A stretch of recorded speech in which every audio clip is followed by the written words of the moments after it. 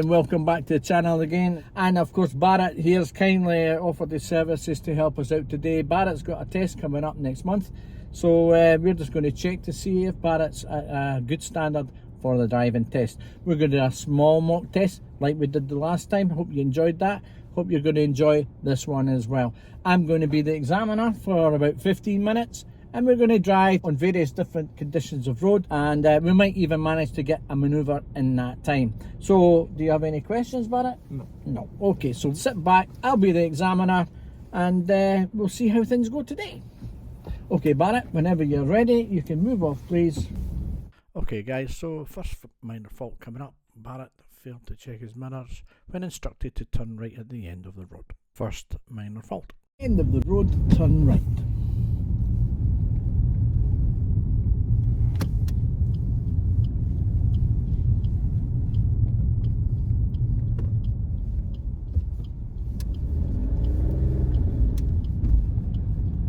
And at the end of the road, turn left.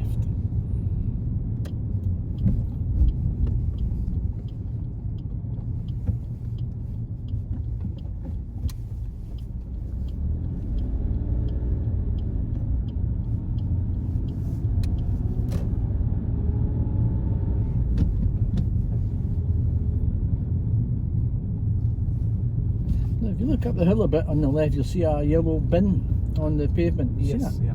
I want you just to park there, please. Okay. Now, don't worry if you block a driveway on this occasion. After being instructed to move off, Barrett made a minor fault for control moving off, allowing his vehicle to roll back slightly, causing a danger to anyone behind the vehicle. Now, whenever you're ready, I'll get you to move off again, please, and just follow the road ahead.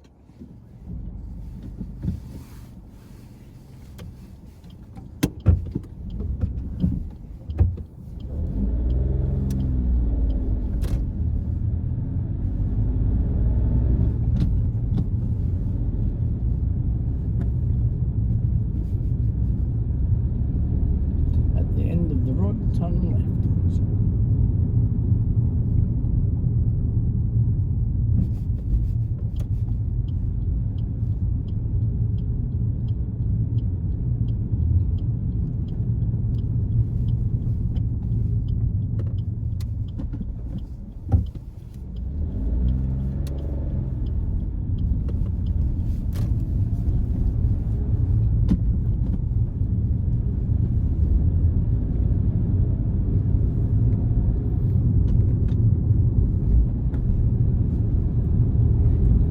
So you busy tonight?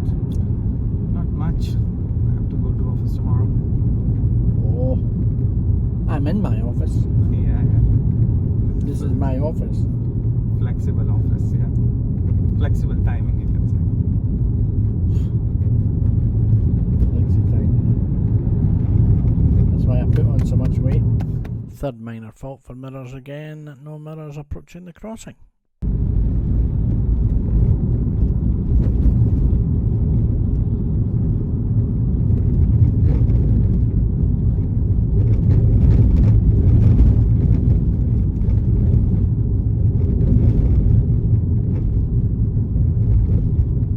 Now, Barrett made a quick mirror check here. See if you can notice it.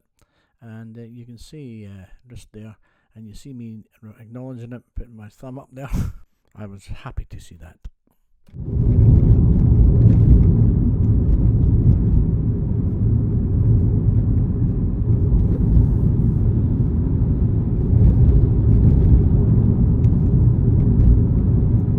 I'm spotting the oncoming car overtaking the vehicle. I'm looking at Barrett. I need a reaction sooner than this. And you can see Barrett just checking his mirrors really late. And however, I don't think that would have resulted in a minor fault at that point, but it was very late. And now I'm looking at the crossing, looking at Barrett, again looking for a reaction. Now it's getting, you can see my reaction to you. And we've got a vehicle in front. We need an interior right mirror check to overtake. Don't see it, nothing happened there. And actually there's two minor faults that occurred all within 50 metres. I'm now considering that would be the fourth minor fault in mirrors. I would now be considering a serious fault on mirrors.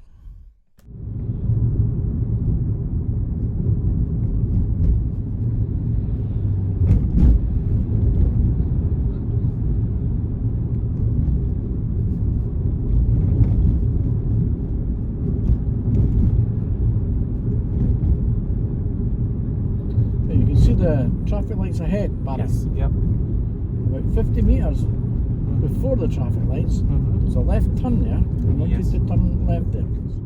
Parked vehicle ahead of us, no right mirror check, but he did check his interior mirror there, but there was no right mirror check past the man, so definitely there'll be a serious issue on mirrors. Okay, the driver of the black vehicle exiting was a bit concerned about our speed. Barrett was a bit fast. He did the brake a bit late, and he got his speed right down to 6 from 15 when he started steering. A minor fault there for speed approaching junctions. Just find a place to pull up on the left.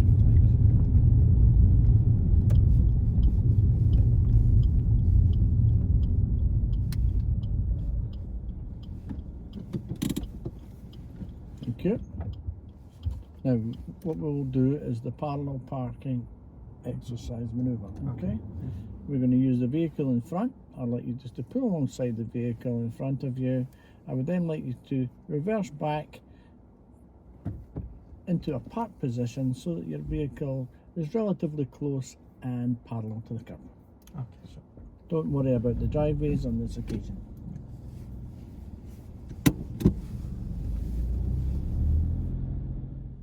Okay, so although this is not a fault, I would like to draw your attention. You can see Barrett's hands on the signal there, but he doesn't signal, so that's fine. So he's stopped, he's taking his, he's doing sufficient observations here, but then he puts the left signal on before he starts reversing.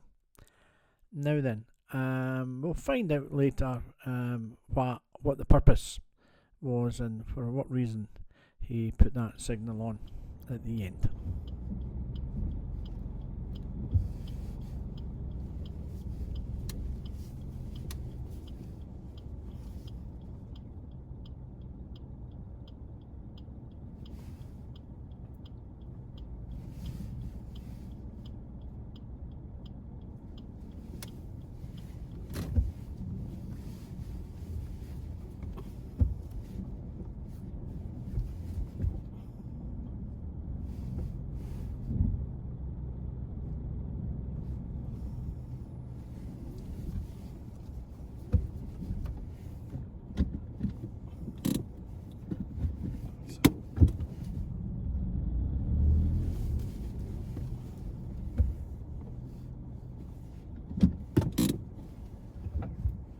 Okay, thank you very much.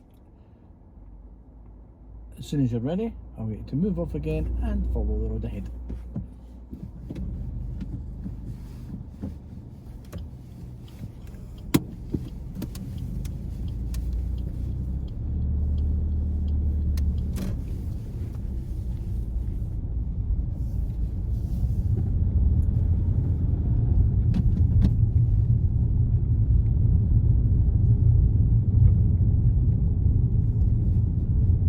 I'll get you to take the next road on the right.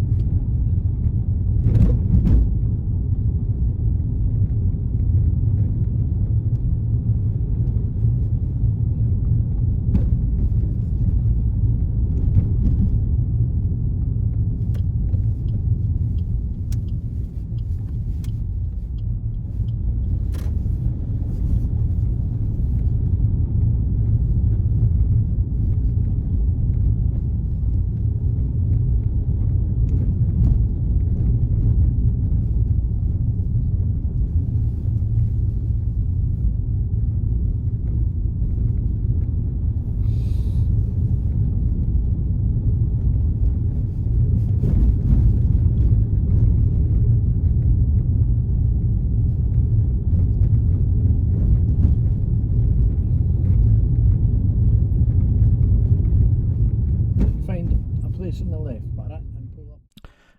Barrett makes a fault stopping on the left, having blocked a driveway after stopping there for a minor fault for stopping position.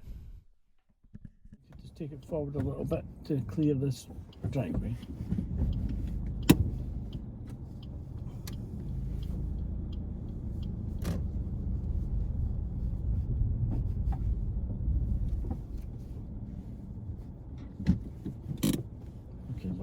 Don't switch off, just relax.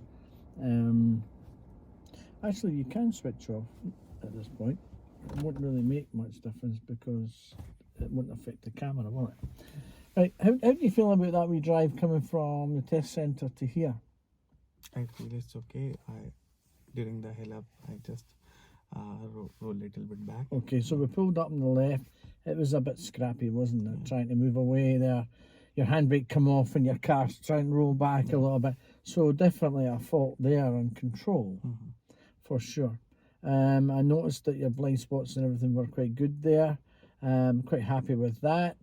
Is there anything else that you can think about that you might have made a mistake? Maybe after that you went to the junction, and did you feel that you put your signal on before you checked your mirrors? Yes. Right, okay, so you did that, then we turned left. Just check the center. Correct. No, I actually saw you checking both mirrors correctly. However, it was after the signal. So it's very important, guys, that you make sure you do your mirrors before the signal. Remember to check the interior mirror first before a door mirror, because the interior mirror is the accurate mirror. You need the accurate picture before you see the convex door mirror. When we got around the corner, I noticed that we got back to this planning mirrors. There was a pedestrian crossing. We were approaching it. The lights were green. There was nobody at either side pressing buttons, but you didn't give any mirror check approaching the junction, that crossing. It's very important, guys. Pedestrian crossings are hazards. The lights can change at any time. Make sure you look in plenty of time at either side of the crossing, see if anybody's pressing buttons. Further down, I don't know if the viewers had saw me, but if they rewind it back, they might start seeing me looking at you, because I felt, again, you were dealing with these hazards ahead of us quite late. In fact, I even got to the stage when I think I turned myself around. I kind of looked at the viewers that they might have been looking, and I was watching you, and there was a tight situation where the cars, we got into this active area where there was shops and cars, and there was parked cars in front of you. There was no mirror checks leading up to this, Barrett, and it was very important that you needed to check your mirrors before you eased off the gas. Now, you were still a bit fast as well, but you did ease off the gas, but there was no mirror check. And as you moved off, as you moved past the vehicles, you didn't check your right-hand mirror at all. And the same happened as we were coming up to the next crossing.